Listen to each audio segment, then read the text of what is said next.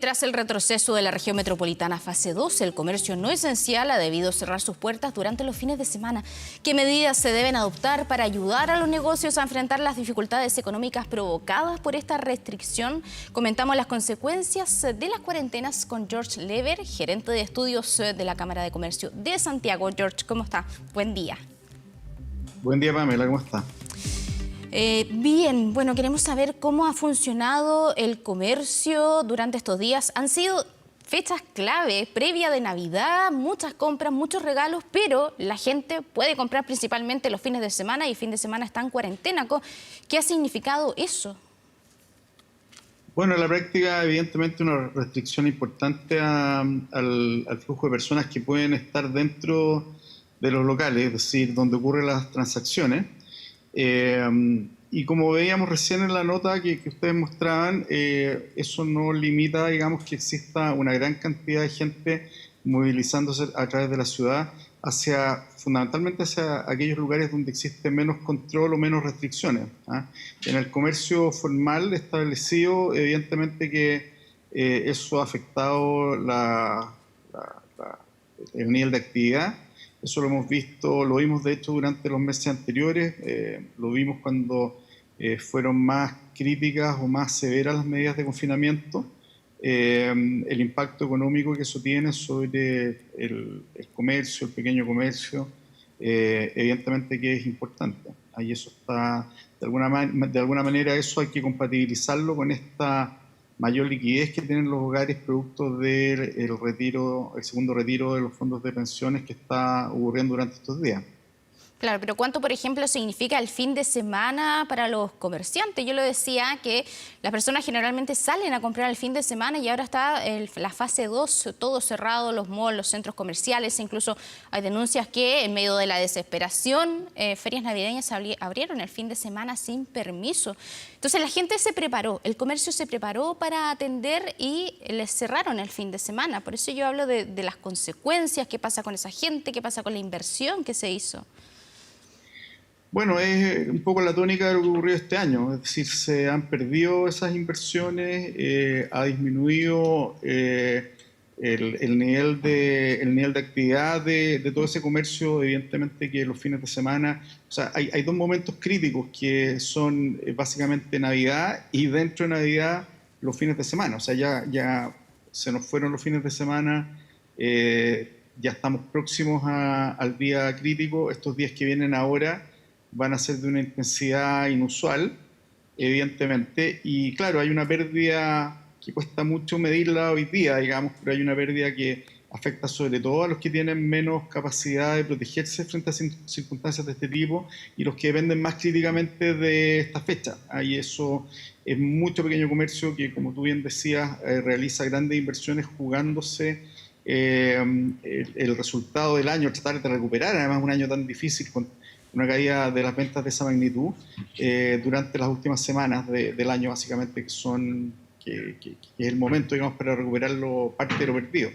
Sí, estoy de acuerdo con lo que tú mencionas. Efectivamente, ahí hay un daño económico que hoy día es incalculable. ¿Hay un sector que sepan ustedes del comercio que hasta ahora esté siendo el más afectado en estas condiciones, digamos, en diciembre?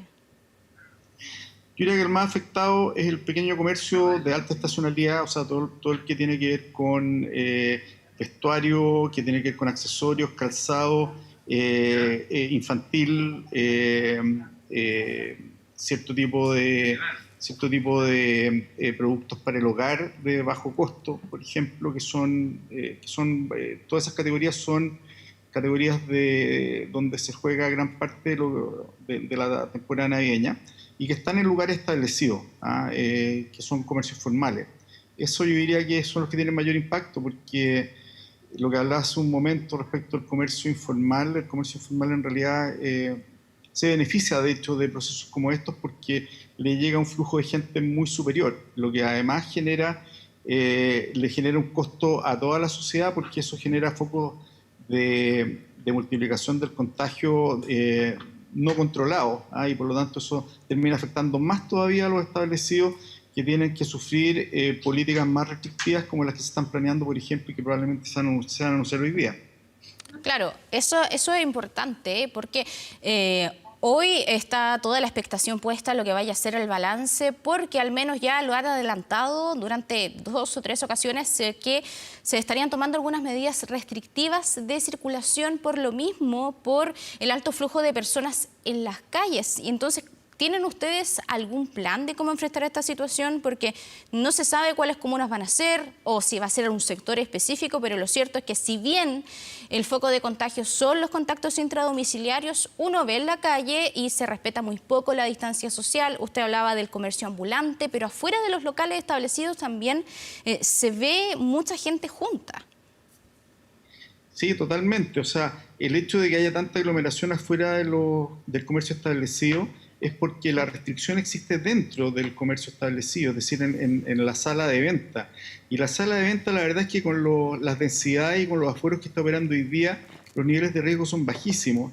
Son más bajos incluso, no sé si decirlo así, de lo razonable, porque el riesgo ocurre afuera de los locales, es decir, la gente que no puede ingresar, genera, evidentemente, es inevitable que genere aglomeración, por mucho que uno trate de ordenar las filas afuera. En algún punto se produce el taco, digamos, ¿no es cierto? Entonces, eso, y por otro lado, la gente que finalmente migra hacia el comercio informal en las calles porque está apurada, porque no tiene tiempo o porque no quiere, digamos, tener que funcionar con ese nivel de restricciones. Entonces, como decía recién, todo eso que ocurre en las afueras finalmente genera vectores de contagio importantes que van en contra del objetivo que persigue la política, pero que terminan perjudicando nuevamente al que está más controlado, al que tiene espacios seguros, donde la densidad de personas es muy baja, donde el riesgo de contacto es muy bajo, donde existen además implementos de seguridad como alcohol gel, por ejemplo, para que las personas se estén protegiendo permanentemente. Entonces, esa situación, tú me preguntas qué tipo de medidas piensa tomar el comercio en estos días. La verdad es que no hay, a pocos días de Navidad, uno no puede esperar que exista capacidad de reacción frente a nuevas políticas de restricción, ¿ah? Ahí probablemente lo que hay que esperar es que las políticas de restricción empiecen a operar ya en el momento de la celebración, porque al final el mayor riesgo de contagio hemos visto que ocurre en eventos sociales, no ocurre en transacciones en el comercio formal, ocurre en el comercio informal y ocurre en eventos sociales. Entonces, probablemente, claro, las medidas que se informen hoy, lo ideal sería que empiecen a operar al momento de ya la celebración, es decir, del contacto social, y no en la previa, es decir, permitir que la gente, nosotros calculamos que todavía hay un porcentaje importante de personas que no ha completado sus compras navideñas y le quedan este par de días para hacerlo, digamos, pero que van a ser días difíciles, va a ser rudo, digamos, estar ahí en la calle tratando de ingresar al comercio formal. ¿Ustedes qué mirada tienen de esta posibilidad de volver a establecer restricciones de desplazamiento? Bueno, las restricciones son la política en esencia que se ha utilizado durante todo este proceso, un proceso de aprendizaje. Hay que pensar que cuando todo esto partió hace algunos meses atrás, nadie tenía información respecto a cuáles eran las políticas más efectivas para evitar contagio y por lo tanto las medidas más gruesas, que es básicamente impedir que la gente se encuentre, ¿no es cierto?, que haya movilidad, son las que uno puede esperar, ¿no es cierto? Han pasado 9 meses y dado que estamos dentro de un proceso de aprendizaje, ¿no es cierto?, de ensayo, error, y aprendiendo de nuestras propias políticas y aprendiendo de las políticas que aplican otros países, lo que nosotros esperaríamos es que ese aprendizaje se traduzca en medidas más focalizadas, es decir, la cuarentena total es la medida donde sabemos que nadie tiene atribuciones para movilizarse por la ciudad, ¿no es cierto? Nadie tiene permiso para movilizarse por la ciudad y eso evita que se produzca cualquier tipo de interacción, pero también evita que ocurra cualquier tipo de actividad económica. Entonces, lo que uno debiera esperar es que hoy día tengamos políticas más focalizadas que apunten de manera más precisa, minimizando el daño que sabemos que ocurre sí o sí sobre la actividad económica. Eso es un hecho cierto, es decir, sabemos que la cuarentena genera recesión, eso ya no nos cabe duda, y genera mucho desempleo, en el caso de nuestro país en particular, donde se generó mucha más pérdida de empleo que en cualquier otra parte del mundo. Hay solo un par de países que superan la cantidad de empleo que perdió Chile en términos proporcionales. Entonces, si ya sabemos que ese costo es algo que asumimos sí o sí, sabemos que va a ocurrir cuando tenemos cuarentena, lo que tenemos que tratar de hacer es mejorar la efectividad de la política de ataque, digamos, a la propagación del virus, tratando de minimizar el impacto en aquellas actividades que sabemos que se pueden desarrollar de manera segura. ¿Pero como qué, por ejemplo? Por ¿Qué ejemplo, medidas? Porque usted dice medidas más focalizadas. ¿Qué tipo de medidas, por ejemplo, proponen ustedes para poder conversarlas, por ejemplo, por el ministerio, para no tener que cerrar todo de nuevo?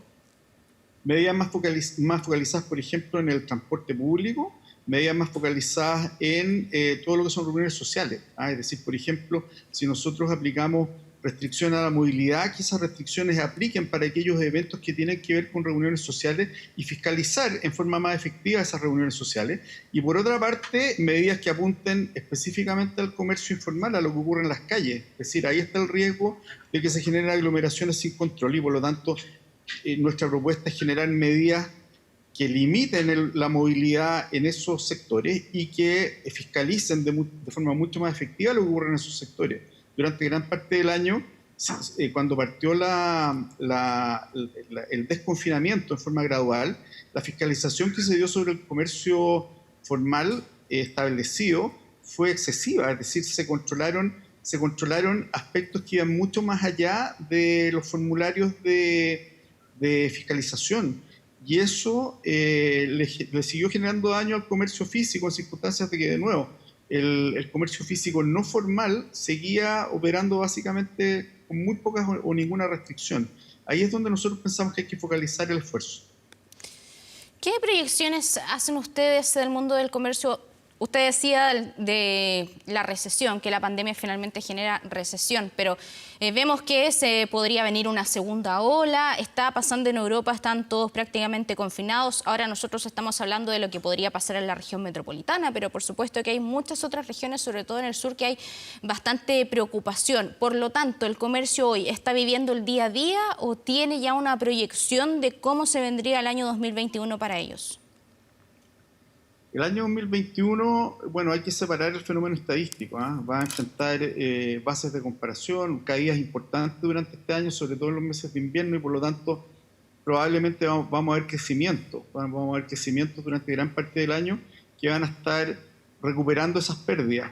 Pero si uno lo mira como nivel de actividad, claro, es un año que está bastante comprometido. O sea, si en el verano, que es el periodo en donde el hemisferio norte aprovechó de recuperar actividad económica, si durante el verano en el hemisferio sur no somos capaces de hacer lo mismo y tenemos que generar nuevamente procesos de confinamiento que vuelvan a generar el mismo daño económico que tuvimos en el invierno, bueno, tenemos básicamente la gran oportunidad de rescatar algo de los niveles de actividad que se perdida de nuevo.